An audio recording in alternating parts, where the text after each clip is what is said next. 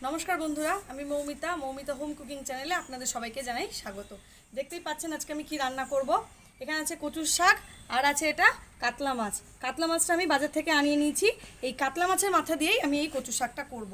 তো আমার এই কচুর শাকের ভিডিওটি যদি আপনাদের ভালো লেগে থাকে তাহলে আমাকে অবশ্যই একটি লাইক শেয়ার করবেন। আর যেসব নতুন বন্ধুরা আমার রয়েছেন তারা আমাকে অবশ্যই সাবস্ক্রাইব করে দেবেন আর পাশে থাকা বেল আইকনটি অবশ্যই প্রেস করে দেবেন যাতে করে আমার নতুন নতুন ভিডিওগুলি আপনাদের কাছে সবার আগে পৌঁছে যায়।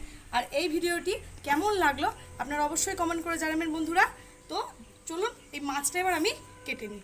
তো চলুন বন্ধুরা দেখুন আমি মাছটা কি করে কেটে নিচ্ছি।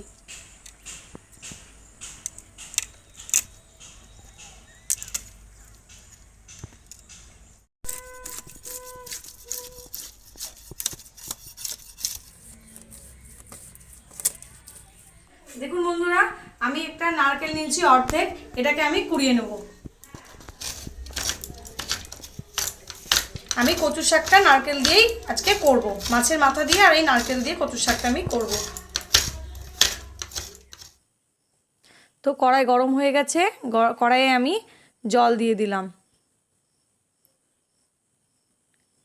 এবার আমি এই জলের উপরেই দিয়ে দেব অল্প অল্প করে কচুর শাকগুলো।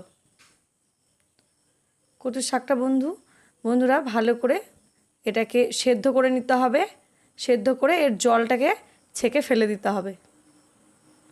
তো আমি দেখুন আমি এটা কিন্তু সবটাই দিয়ে দিলাম কড়াইয়ে। এবার আমি এটাকে ঢাকা দিয়ে দেব। যতক্ষণ এটা সেদ্ধ হবে ততক্ষণের জন্য এটাকে কিন্তু আমি ঢাকা দিয়ে দেবো। তো আমি এই কাতলা মাছের মাথা দিয়ে কচুর শাক করব।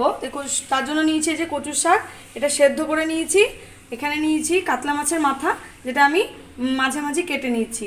আর নিয়েছি এখানে রসুন, তারপরে নিয়েছি এখানে নারকেল কুড়োনো, তেজপাতা, কালো জিরে, শুকনো লঙ্কা, এখানে আছে কাঁচা লঙ্কা, নিয়েছি হলুদ, লবণ, আর নিয়েছি এখানে রুল ময়দা। এটা আপনারা এর বদলে চালের গুঁড়ো ব্যবহারও করতে পারেন।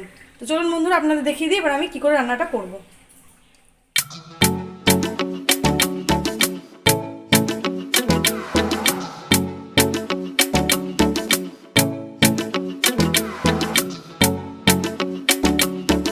কড়াই গরম হয়ে গেছে বন্ধুরা, আমি এতে দিয়ে দিলাম সাদা তেল। তেলটা একটু গরম হবে বন্ধুরা। তো মাছের মাথাটা আমি এবার নিয়ে হলুদ মাখিয়ে নেব, হলুদ আর লবণ।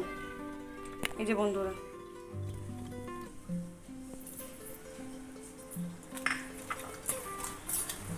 এটাকে আমি ভালো করে হলুদ লবণ মাছটাতে মাখিয়ে নেব। তো গরম হয়ে গেছে তেল বন্ধুরা, এবার আমি এতে দিয়ে দিলাম মাছগুলো।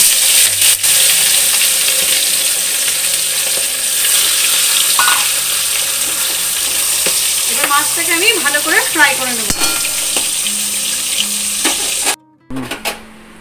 দেখুন বন্ধুরা আমার এই মাছের মাথাটা ভাজা হয়ে গেছে। এবার এতে আমি দিয়ে দেবো তেজপাতা, দেব কালো জিরে আর শুকনো লঙ্কাগুলো আমার হাতে ফাটিয়ে দেবো।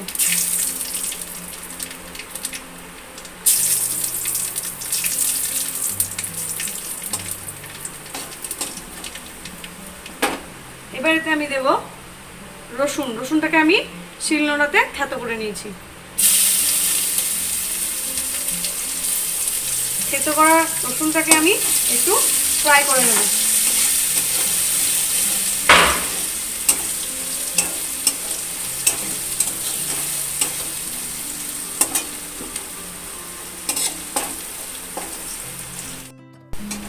তো রসুনটা বন্ধুরা আমার ফ্রাই হয়ে গেছে। এবার এতে আমি দিয়ে দেব কাঁচা লঙ্কা। কাঁচা লঙ্কাগুলো দিয়ে আমি এটাকে ভালো করে নাড়াচাড়া করে দেবো।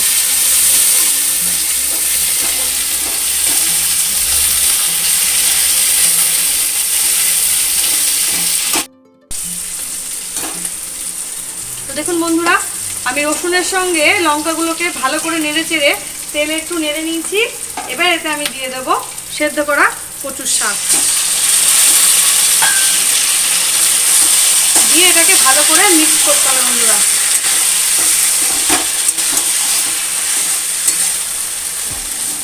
এতে আমি দিয়ে দেবো লবণ আর হলুদ।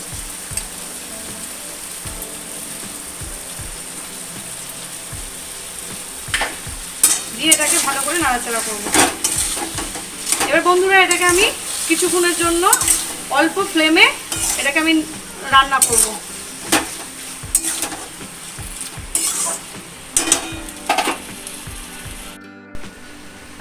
দেখুন এটা আমি হালকা ফ্লেমে এটাকে রান্না করছি। এবার এতে আমি দিয়ে দেব এই ভেজে রাখা মাছের মাথা। এটাকে আমি ভালো করে ভেঙে নেব মাছের মাথাটাকে। আপনারা এটা চাইলে হাতে ভেঙেও দিতে পারেন।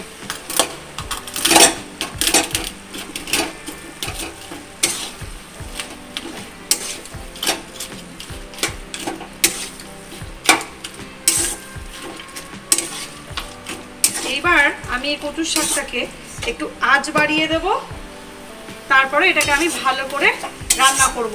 এই কচুর শাকটা অনেকটা টাইট হয়ে আসবে, তারপরে এটা আমার রেডি হবে। তো বন্ধুরা দেখতে থাকুন আমার এই কচু শাক রান্নাটা। তো দেখুন এটা আমার অনেকটাই টাইট হয়ে আসছে। তো এবার আমি দিয়ে দেবো একটু ময়দা। এটা দিলে জিনিসটা খুব ভালো হয়। এটাকে ভালো করে মিক্স করে নেব। আবারও আমি কিছুক্ষণের জন্য এটাকে হাই ফ্লেমে দিয়ে রান্না করব। দেখুন এটা আমার প্রায় হয়ে এসছে। এবারে আমি দিয়ে দেবো অল্প একটু চিনি, আর এতে দেব এই নারকেল কুড়ানো।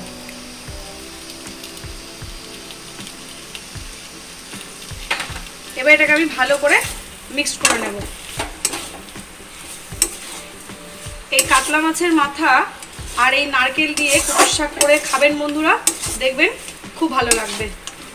এটা গরম ভাতের সাথে বেশি ভালো লাগবে। দেখুন আমার এটা পুরোপুরি রেডি হয়ে গেছে। এটা এবার আমি একটা জায়গায় নামিয়ে নেব।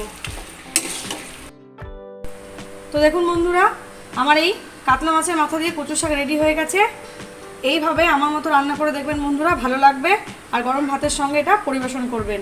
আর আমার ভিডিওটি ভালো লাগলে অবশ্যই বন্ধুরা সাবস্ক্রাইব করে দেবেন।